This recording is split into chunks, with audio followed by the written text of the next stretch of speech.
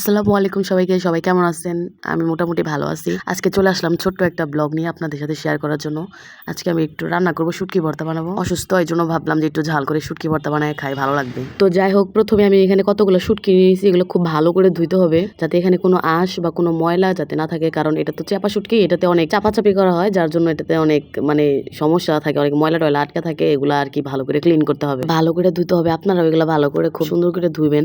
পেটের ভিতরে অনেকে দেখা যায় ময়লা হয়তো বা জানেও না, বা যে ভালো করে ক্লিন করতে হয়।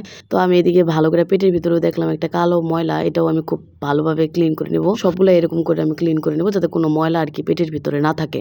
এভাবে এই তো দেখেন আমার শুটকি গুলা ধোয়া শেষ হয়ে গেছে, পরিষ্কার করে ধুয়ে নিয়েছি। এখন এই শুটকি ভর্তার সাথে যে উপকরণ গুলা লাগবে সেগুলো আমি আগে থেকে এগুলা কেটে নিয়েছি। এগুলো আপনাদের এখন দেখিয়ে দেবো আমি একটা একটা করে। প্রথমে নিয়েছি কাঁচামরিচ, কিছু ধনিয়া পাতা কুচি, তারপরে রসুন অনেকগুলা, আর হলো পেঁয়াজ। এই রসুনটা বেশি দিলে আর কি মজা লাগে। তারপরে তো শুটকি যেগুলো আমি ক্লিন করে রেখে দিয়েছিলাম। একদম সহজ এই রেসিপিটা, আপনারা যদি বাসায় রান্না করেন আমি গ্যারান্টি দিয়ে বলতে পারি আপনারা গরম ভাতের সাথে আর কিছুই লাগবে না, একদম পেট ভরে খেয়ে উঠবেন। তারপর চুলাটা প্যান বসাই দিচ্ছি, ফ্রাই প্যান। তারপরে এখানে তেল দিচ্ছি। তেল দেওয়ার পরে আমি রসুনগুলো খুব ভালোভাবে ভেজে নিব, যাতে মোটামুটি এই ভাজার মধ্যে সিদ্ধ হয়। রসুনগুলো তেলে দেওয়ার সাথে সাথে কিভাবে ছিটতেছে দেখছেন, আমি তো খুব ভয় পেয়ে গেছি। তারপরে একটু ছিটানো থামার পরে আমি আবার পরে বাকি রসুনগুলো দিয়ে দিচ্ছি। দিয়ে দেওয়ার পরে এগুলো এখন একটু একটু করে ভাজা নিব, ভালোভাবে একটু পর নাইড়ে নাইড়ে ভাজা নিব।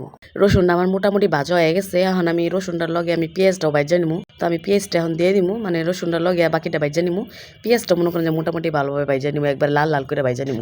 এই শুটকি ভর্তা লেগে লাল লাল করে ভাজতে হবে, আবার পুরা ফেলায় না। একটু পর পর পেঁয়াজ আর রসুনটা খালি লাড়াচাড়া দিবে, মিডিয়াম আর কি মোটামুটি ভাজতে হবে। দেখেন কালারটা একদম কি আইছে, ভাজতে ভাজতে বাঁচতে থাকবে, বাঁচতে পারবে পুরা না যাতে লাল লাগে। রসুন আর পেঁয়াজটা আমার লাল লাল করে ভাজা হয়ে গেছে। এখন আমি এটা একটা পাত্রের মধ্যে উঠাই নিবো। তারপর আরেকটু তেল দিয়ে আমি কাঁচামরিচ গুলা চুলার মধ্যে দিয়ে দিব, সরি চুলার মধ্যে না আর কি কড়াইয়ের মধ্যে দিয়ে দিব। কড়াইয়ের মধ্যে দিয়ে এখন এটা আরেকটু ভালো করে ভাজা নিবো। ভাজতে ভাজতে যখন একটু মইরা যাবো গা আর থুকু আর কি একটু লেতায় যাবো গা, তারপরে আমি মাঝখানে একটু ফাঁকা করে দিয়ে দিই মূল্য ধনিয়া পাতাটা একটু ভাজা নিবো, দুইটা মিক্স করে পরে একটু ভালো করে ভাজা নিবো, যাতে এটা পুরোপুরি হয়ে যায় আর কি। কাঁচা মরিচ আর ধনিয়া পাতাটা ভাজা হয়ে গেছে। এখানে এটাও আমি নামাই নিবো। আর এইখানে আমি কতগুলা ধনিয়া পাতা রাইখা দিছি, এটা আমি কাঁচা আর কি বাইটা নিবো। তো এখন ভাজাভাজি শেষ মোটামুটি। এখন আমি শুটকিটা ভাজা নিবো। কড়াই একটু তেল দিয়া গরম কইরা তারপরে শুটকিটা এখন দিয়ে দিছি তেলের মধ্যে। এখন এটা আমি আর কি মশমশা করে ভাজা নিবো। এই পিট পিট করে উল্টায় উল্টায় ভাজা নিবো, খুবই ভালো করে ভাজতে হইব, নরম থাকা চলবো না, একটু মচমচা করে ভাজা নিতে হইব উল্টায় পাল্টায়। শুটকির যে একটা গ্রান বেরিয়েছিল কি বলবো, তোমার পুরা বাড়ি মোমো করতেছে, এত সুন্দর গ্রান। তো যাই হোক, বক বক করতে করতে আমার শুটকিটাও ভাজা হয়ে গেছে, যে এরকম করে ভাজা নিতে হইব। ভাজা শেষ। এখন আমি বড় একটা পাটার নিয়ে নিবো। এই পাটার মধ্যে আর সবগুলো আর কি একটা একটা করে বাইটা নিবো। তো প্রথমে আমি শুটকিটা নিয়ে নিচ্ছি।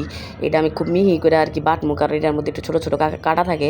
এই কাটাটা যদি গলার মধ্যে বিন্দে তাহলে তো মনে করেন যে সমস্যা হয়ে যাবে। এর লেগে আমি আর কি শুটকিটা আর কি মিহি করে বাইটা নিবো আর কি, যাতে ছোট বড় সবাই এটা খাইতে পারে। তারপরে আমি যে কাঁচামরিচ আর ধনিয়া পাতা যে ভাজা রাখছিলাম ওইটা আমি পাটার মধ্যে দিয়ে দিব, দিয়ে একটু হালকা মিহি করে বাটবো না, এটা আর কি আদা বাটা করে বাটবো। তারপরে এই যে পেঁয়াজ আর রসুন যে ভাজা রাখছিলাম আমি, এটাও আমি পাটার মধ্যে দিয়ে দিব। যে অর্ধেক দিয়ে দিলাম, কারণ পুরোটা দিলে পড়ে দেবো, বাড়তে পারবো না। এর লেগে যে পরের বার আবার নিয়ে আবার এটা মনে করেন যে আদা বাটা করে বাটা নিবো, একবার মিহি করবো না, খালি ওই শুটকিরে মিহি করে বাটবো। ভাজা উপকরণ গুলো সব বাটা শেষ। তারপরে এই তো আমি ধনিয়া পাতাটা নিয়ে নিছি, কাঁচা ধনিয়া পাতা যে রেখে দিছিলাম কাঁচা বাইটা দেওয়ার লেগে, ওইটা পরে দিয়ে দিলাম। দেওয়ার পরে একটু লবণও দিয়ে দিলাম, স্বাদ মতো লবণ দিয়ে ওইটা ভালো করে বাইটা নিলাম। এখন আমার বাটাবাটি সমস্ত ঝামেলা শেষ। এখন মনে করেন যে উড়াই নিয়ে পাড়ার মধ্যে আর কি জড়ো করবো সবগুলো একলগ মিলাইয়াম। এখনই হইলো আসল টুইস্ট। এখন এটা হাত দিয়ে সুন্দর করে যে আমি রেডি হইতেছি, মাহামু দেখা ভালো করে এখন মিহি করে আর কি মিশাই নিমু, একদম হাত দিয়ে চটকে মাহাই নিমু। এখন কাটা বিন্দার কোনো সিস্টেম নাই, কারণ কাটা তো আমি আগে বাইটটা লাইছি। এখন এনে কাটা বিনবো না কিছু, এখন আমি আমার মনের মতো হাত দিয়ে সুন্দর করে মাখাইতেছি। তারপর আমি একটু টেস্টও করে নিলাম যে এটা সবকিছু নুন মামল সব ঠিক আছে কিনা। পরে দেখলাম যে না ঠিক আছে। ভর্তাটা এখন বানানি শেষ।